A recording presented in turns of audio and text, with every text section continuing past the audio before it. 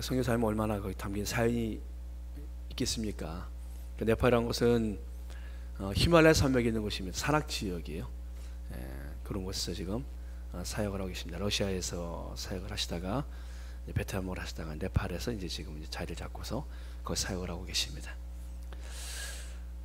좀 나오실 때 우리 유라 경례 박수로 우리 맞이하겠습니다. 민영기 성교사님 나오시겠습니다.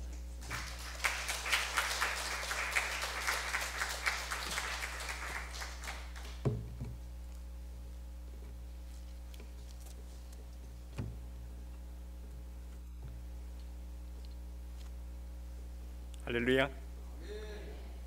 오늘 거룩한 주일 아침 원근각처에서 함께 모여서 예배드리는 우리 성문교회 모든 성도님들 환영하고 또 축하하며 또 예수 그리스도의 이름으로 축복합니다. 아멘. 예배를 오랜만에 제가 참석을 하니까 아주 너무 감격스럽고 너무 감사합니다. 이렇게 살아있는 또 찬양이 또 너무 은혜스러웠고요. 그 소장꽃 위에 있을 이라고 하는 찬양 부르셨죠. 찬양이 너무 은혜스러웠고 또 매일매일 이렇게 성장하는 모습을 보면서 제가 뿌듯하게 생각합니다. 우리 사랑하는 유 목사님은 저의 매제되거든요. 저의 네 번째 동생인가요? 저는 한참 계산을 해야 되겠는데 그 여동생의 그 남편 되시는데 아주 목회를 너무 잘하시고 또 성품이 좋으셔서 참 든든하고 참 좋습니다. 늘 생각할 때마다 저는 그 네팔에서 지금 사역을 하고 이렇게 영상으로 보셨지만 부족하지만 하나님께서 저를 통하여서 많은 일을 이렇게 하고 계십니다. 오늘 우리들이 지금까지 살아오고 또 하나님의 은혜 가운데 나를 부르셔서 오늘 지금까지 내가 이기까지 인도해 주신 하나님의 은혜를 한번 생각해 봤으면 좋겠습니다. 이 시간 하나님은 살아계신 분입니다. 아멘. 우리가 말씀을 통해서 많이 들었어요. 그렇지만 내 삶 속에서 실질적으로 하나님은 살아계시는 분인가? 가끔은 좀 의아하게 생각할 때도 있었을 거예요. 왜 그러냐면 하나님이 정말 살아계시고 나를 이렇게 보고 계시다고 하면 왜 이토록 힘든 과정 속에서 혼자서 살게 만들까? 가난함 속에서, 질병 속에서, 뜻하지 않은 그런 많은 핍박 속에서 지낼 때가 있잖아요. 그렇죠? 모두의 고백일 거예요. 그러면서 때로는 교회 다녀봐야 소용이 없다. 뭐 하나님이 정말 살아계신 게 나는 확신할 수 없다. 그리고 믿음을 저버리는 사람도 간혹 있지 않습니까? 오늘 이곳에 계신 분들은 오늘까지 하나님 편에서 하나님의 때를 기다리며 하나님의 방법으로 하나님께 주권을 맡겨드린 여러분의 모든 신앙의 삶을 축하합니다. 아멘. 축복합니다. 오늘까지 인도해 주신 하나님의 은혜에 감사하고 여러분의 신앙의 고백에 여러분을 정말 위로해 드리고 싶습니다. 세상 사는 게 만만치 않잖아요. 그렇죠? 우리 장로님 이렇게 한평생 살아오시면서 얼마나 많은 일이 있습니까? 우리 권사님들 그렇죠? 참 많은데 아직까지 주님 편에서 주님 뜻대로 살고자 이곳에 존재하고 계시다라고 하는 게 저는 정말 감격스러울 뿐이에요. 여러분들을 바라볼 때에 우리 그리스도인들의 가장 핵심적인 중요한 사건이 있다고 하면 제일 중요한 사건이 무슨 사건일까요? 오늘 우리들에게도 동일하게 예수 그리스도를 통하여서 예수님이 보여주셨던 체험하셨던 삶의 표징이 우리들에게도 나타나는데 바로 부활 사건입니다. 아멘. 부활이 없다고 하면 우리들은 이 고생할 필요가 없어요. 세상 사람과 똑같잖아요. 그들은 이곳에 올 필요가 없잖아요. 우리가 예수님 믿어도 이 후의 세계가 존재하지 않고 내가 썩을 몸으로 썩어서 영원히 흙으로 들어간다고 하면 우리는 참 어리석은 그런 길을 선택했을 거예요, 우리들의 삶이. 그렇지만 부활이 있습니다. 아멘. 부활이 가장 중요해요. 우리는 부활의 목표를 두고서 여기까지 달려온 거예요. 또 앞으로도 예수님의 나라를 선포하는 거예요. 이 땅에서 얼마나 많은 그리스도인들이, 얼마나 많은 예수님의 제자들이, 예수님을 따랐던 사도들이 고난을 받으셨습니까? 부활을 바라보고 모든 것을 이긴 줄 믿습니다. 아멘. 부활은 언제 일어나냐면 바로 휴거 사건이라고도 할 수 있는 그런 부활의 사건은 마지막 나팔을 불 때 바로 예수님이 재림하셔서 부활하게 되는 거예요. 아멘. 부활하게 되는데, 그럼 마지막 나팔 언제 불려질까? 언제 예수님이 오실까? 물론 그런 것을 너무 그냥 신비적인 차원 속에서 이렇게 예수님이 언제 오신다 이렇게 날짜도 규정을 하고 또 이렇게 그 신비적으로 이렇게 추구하다 보면 좀 이단에 빠지는 사람들이 있죠. 오늘날 이단이 그곳에서 많이 나왔어요. 그렇죠? 14만 4천이라고 하는 그 수적인 그런 차원 속에서 그 누구예요? 그 이만이라고 하는 그분의 교회가 무슨 교회인가요? 뭐 신천지인가요? 그 교회가 거기서 나오고요. 또 여호와의 증인, 또 이게 뭐예요? 안식일 교회. 뭐 대표적으로 큰 이단들이 바로 그런 14만 4천, 또 예수님의 재림이라고 하는 이런 걸 잘못 오판해 가지고 성서적이지 않은 것을 가지고 저들이 신학화해 가지고 그런 이단이 되었거든요. 제일 중요한 사건이에요. 우리가 부활 사건 잊어버릴 수 없어요. 예수님 재림 기다려야 돼요. 그런데 성서적으로 우리가 이것을 잘 알고 기다릴 때에 두려움이 없는 거예요. 성서적으로 우리가 미비하면 막 헷갈리는 거예요. 그들이 막 얘기하면 그런가? 이런가? 그리고 휩쓸리기도 하고, 뭐 다미 선교회인가요? 뭐 92년도인가요? 3년도인가? 뭐 그럴 적에 한참 우리 한국의 교계에서 큰 혼란이 있었잖아요. 예수님이 10월 28일인가요? 예수님이 온다고. 그래서 사람들이 얼마나 많이 그곳에 현혹되고 그랬어요. 오늘 우리들은 부활의 신앙을 갖고 부활을 준비해야 됩니다. 믿습니까? 예수님 오실 때를 준비하되 성서적으로 준비해야 돼요. 성경에서 어떻게 이런 사건을 예고했고 어떤 과정 속에서 예수님이 오시는가? 예수님이 오시는 것은 큰 사건이 미리 이렇게 나타난 다음에 나타나는데, 성경의 역사 가운데 가장 중요한 것은 휴거 사건이라고 할 수 있고, 휴거 사건을 통하여서 또 천년 왕국이 시작되는데 두 사건이에요. 믿는 성도들이 이 두 사건을 놓고서 달려가는 거예요. 오늘 우리들은 휴거되기 전에 마지막 나팔, 부활장의 바울 사도는 고린도전서 15장에 소개하면서 마지막 나팔의 비밀이 풀려진다라고 하면서 비밀이 휴거다, 바로 부활된다라고 그것을 연결시켜서 소개하는데, 이것은 계시록의 10장 7절에 나와 있는 서두를 풀어준 내용이에요. 계시록 10장 7절에 비밀, 마지막 나팔을 불 때의 비밀이 이루어진다라고 거기까지 소개해요. 근데 비밀을 바로 이것을 15장 52절과 1절에 그 고린도전서에 소개하는데, 그 비밀이 휴거의 사건이에요. 부활의 사건이에요.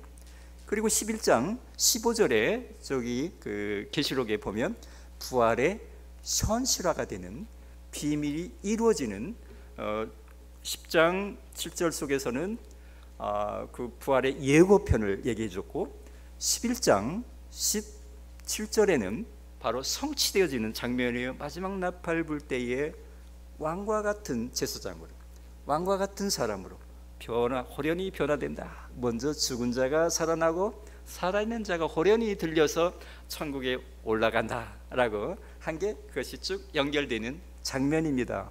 이것을 더 자세하게 소개한 부분이 있다고 하면, 바울 사도가 맨 처음 그 종말론에 대해서 데살로니가 교회에 편지를 보낸 장면 속에서 찾아볼 수가 있어요. 데살로니가전서 4장 13절에서 18절에 자세하게 소개하고 있습니다. 데살로니가전서 4장 한번 찾아보겠습니다.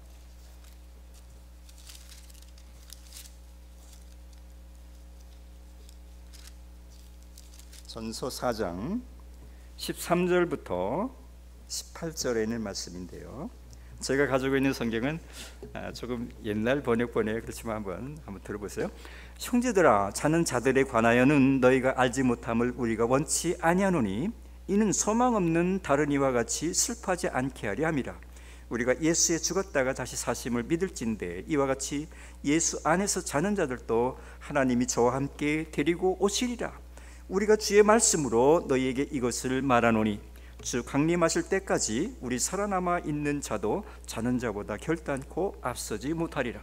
주께서 호령과 천사장의 소리와 하나님의 나팔로 친히 하늘로 쫓아 강림하시리니 그리스도 안에서 죽은 자들이 먼저 일어나고 그 후에 우리 살아남은 자도 저희와 함께 구름 속으로 끌어올려 공중에서 주를 영접하게 하시리니 그리하여 우리가 항상 주와 함께 있으리라. 그러므로 이 여러 말로 서로 위로하라. 아멘. 맨 처음에 바울이 기록되어지는 그 데살로니가서 속에 그 종말론에 대해서 기록을 해요. 믿음 생활하기 힘들었었던 상황이잖아요. 바울이 2차선 여행 때에 기록되어지는 이 데살로니가 전서의 내용인데, 믿음 생활하기 힘들어. 지금도 어렵지만 그 당시는 더 어려웠어요. 핍박이 더 심했어요. 어떻게 이깁니까? 예수님을 기다리면서 이길 수 있는 거예요. 정말의 신앙을 가지고서 부활의 신앙과 천년왕국의 신앙, 놀라운 영적인 세계를 바라볼 때에 세상의 일을 이길 수 있는 거예요.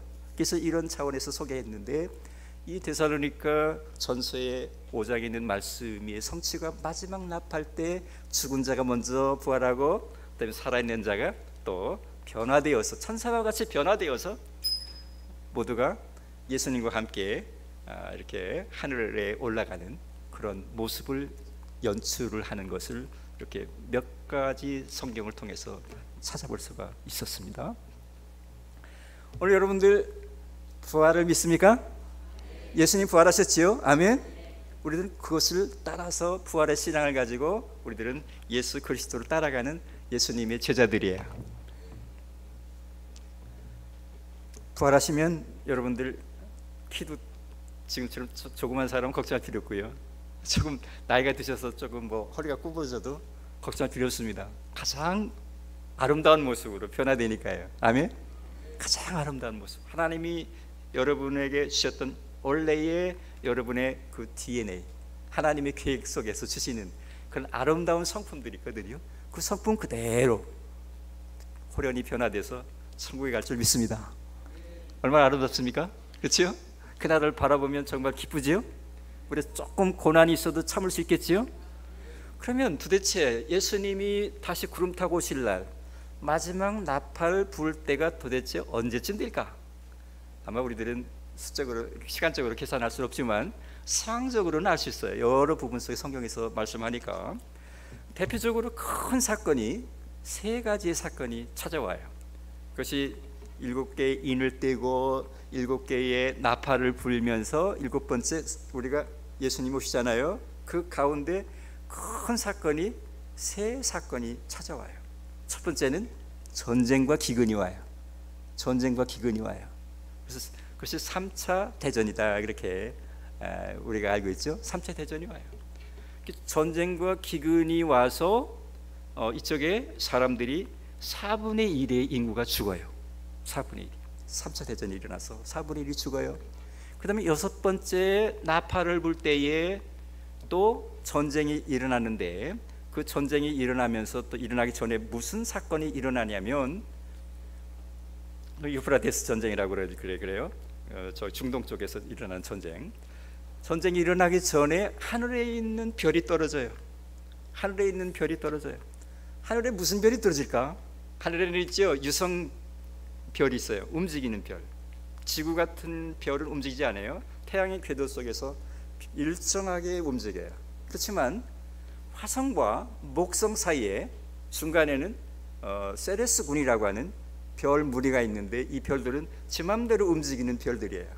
별 하나가 깨져가지고 그런 그 세레스 군이 형성되어져 있는데, 그 별들이 여러분 자다 보면 여름에, 지금 여기 여주신 보이겠네요. 여름 밤하늘에 별똥별 떨어지죠.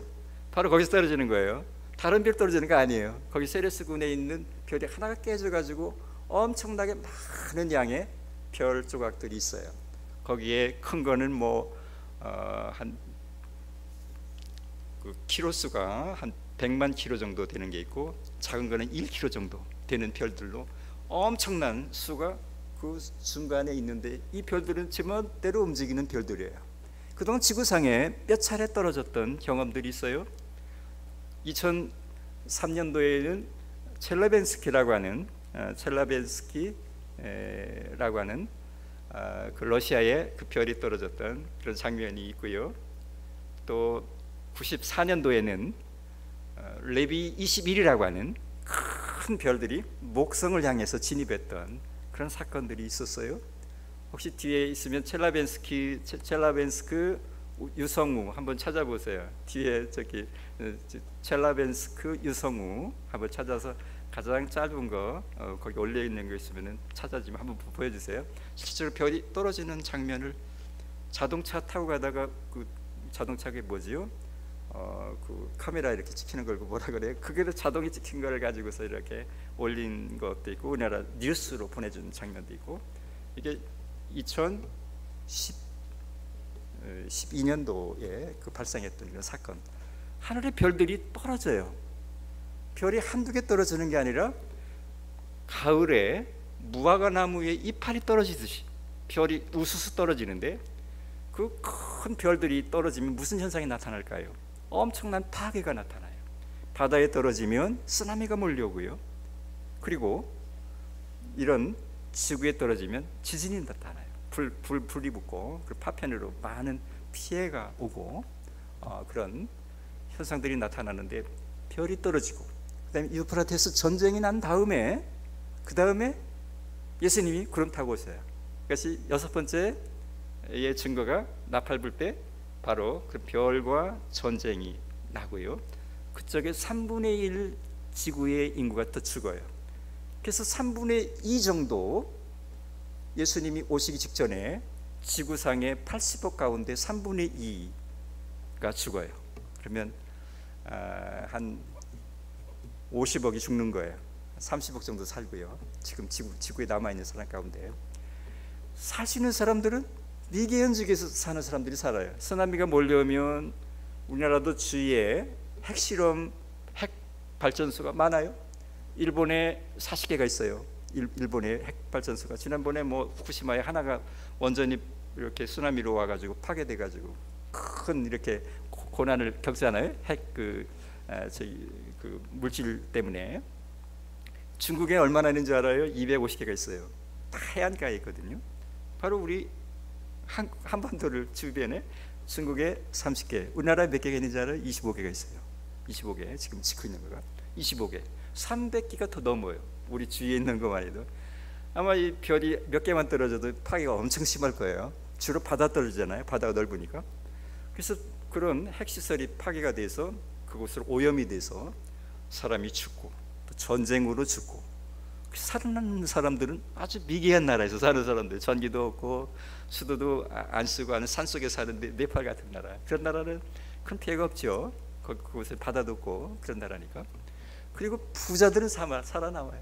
오늘도 그런 걸 세계 3차 세계대전 준비하면서 그 화성이나 어디 달에 가서 살려고 하는 준비하는 사람도 있는데, 돈이 얼마나 많은 사람들은, 돈 있는 사람들은 땅속에 지하 방카 다 만들어 놨잖아요. 그 사람들은 살아요. 그래서 3분의 1 살아남아요. 3분의 1이 살아남고 그리고서 예수님 오시는 거예요. 예수님 오셔요. 아멘. 이것이 시간적인 그런 그 지도예요. 하나님이 오시는 순서적인. 중간중간에 또 여러 사건이 있지요. 그 가운데 뭐가 있냐면 오마르 사원이 파괴가 돼요. 저기에 예루살렘에 있는 해교 사원이 파괴되고 제3성전이 세워져요. 그 중간에. 그리고 적그리스도가 출현을 하고, 그리고서 이런 3번의 전쟁, 2번의 전쟁과 별이 떨어지고 중간에 이런 일들이 일어나요. 이런 일들이 일어난 후에 예수님이 오십니다. 아멘. 그래서 우리 때는 안 올 것 같아요. 그렇죠? 그렇지만 열심히 믿음 생활 해야 돼요. 왜 그래요? 하나님 상급이 있으니까 행한 대로 상을 주시니까 생명력이 기록된 대로 오늘 우리 인생의 목적이 무엇일까요? 우리 믿는 성도님들의 진정한 삶의 목표와 꼴이 뭐예요? 우리들이 세상 사람과 다른 것이 뭐가 있어요? 우리가 왜 공부해요? 왜 돈을 벌어요? 왜 우리가 열심히 건강관리를 해야 됩니까? 무슨 이유로 그렇게 건강관리 하십니까? 세상에서 단지 오래 살려고요? 편안한 집에서 살려고요? 이것은 조금 어떻게 보면 세속적인 그런 가치관 속에서 아마 얻어지는 그런 결과라고 볼 수 있고요.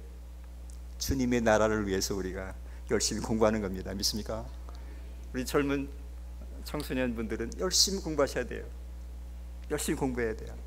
특별히 영어를 열심히 공부해야 돼요. 왜? 영어가 세계 공유어이기 때문에요. 무슨 일을 하든지 영어를 못하면 못해요. 외국에 가서 공부를 해도 다 영어로 교육을 시켜요. 네팔어를 공부하려고 해도 영어로만 가르쳐요. 그러니까 영어 못하면 네팔어도 공부 못해요. 학교에서 영어로 가르치거든요. 뿐만 아니라 모든 번역되어진 것이 영어로 다 번역되어졌잖아요. 그래서 영어가 기본이에요. 영어 그건 기본이고, 그 다음에 더 나아가서 성경을 공부한다 그러면 젊은 분들은 뭐 시브리어도 공부해야 되겠고요, 또 헬라어도 신약을 하려면 헬라어도 공부해야 되겠고요. 언어가 중요해요. 언어를 공부하고. 그래서 공부를 정말 중요합니다. 왜? 하나님의 복음을 전하기 위해서, 주님의 나라를 이루기 위해서. 아멘. 이런 목적이 없으면 공부할 필요가 없어요. 적당히 살다가 그냥 가면 돼요. 그런데 우리들은 특별 사명이 있는 거예요. 주님의 나라를 세우는 하나님의 파수꾼들이에요. 하나님이 보내주신 귀한 군인들이에요.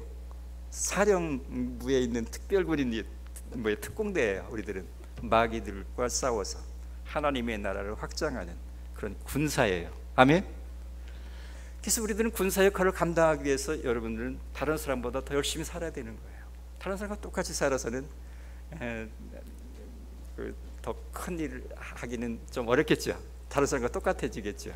그래서 가능하면 하나님 나라의 거룩한 비전과 꿈을 가지고 공부하는 학생들은 열심히 공부해야 되고요.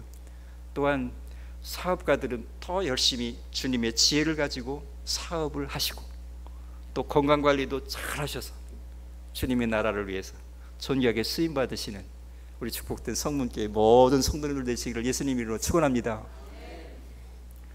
하나님은 부족한 분이 없어요.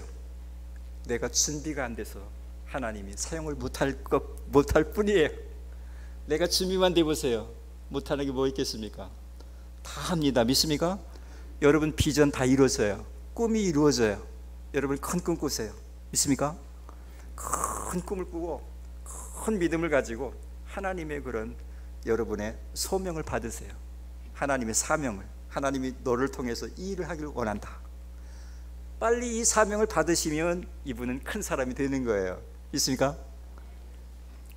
저는 늦게 이런 사명을 받았어요. 그래서 늦게 공부를 시작했어요. 그래서 이 정도밖에 일을 못하는데, 오늘 젊으신 분들 또 여러분들 가운데 정말 하나님을 위해서 큰 일을 하고 싶다 그러면 하나님의 뜻을 구하세요.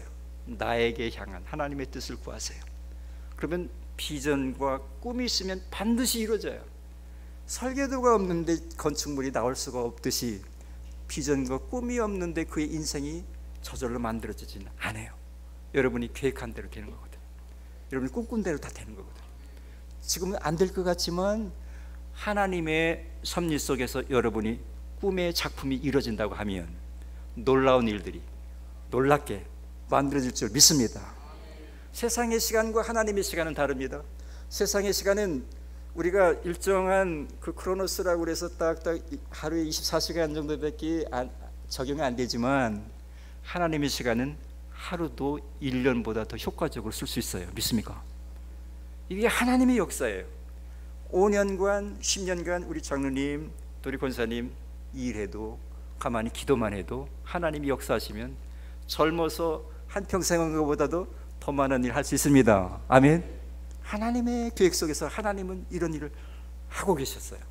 우리들은 이것을 망각하고 살아요. 신뢰하지 않아요. 하나님의 시간과 하나님의 영역과 하나님의 주권과 하나님의 섭리와 하나님의 온전한 그런 전지전능하신 것을 믿으시기 바랍니다. 모든 걸 가능케 하십니다. 하나님 말씀 안에서 주어진 여러분의 인생을 하늘나라를 세우는 일에 정말 값지게 쓰임받는 우리 성문교회 모든 성도님들 되셔서 예수님이 오실 때에 모두 하늘나라에 이렇게 왕과 같은 신분으로 부활되셔가지고 정말 그 자리에서 함께 만나기를 예수님으로 축원합니다. 기도합니다. 할렐루야. 아버지 하나님 감사합니다. 거룩한 주일 아침 고린도전서 15장에 있는 부활에 대한 말씀을 가지고 함께 은혜를 나누었습니다. 하나님, 우리 성문교회를 사랑하시며 귀한 성도님들을 통해서 이 민족 구원, 민족의 복음화와 또한 세계 열방을 향해서 큰 꿈을, 계획을 이루어드릴 수 있는 축복된 성도님들의 비전과 삶이 되게 하옵소서. 예수님 이름으로 기도합니다. 아멘.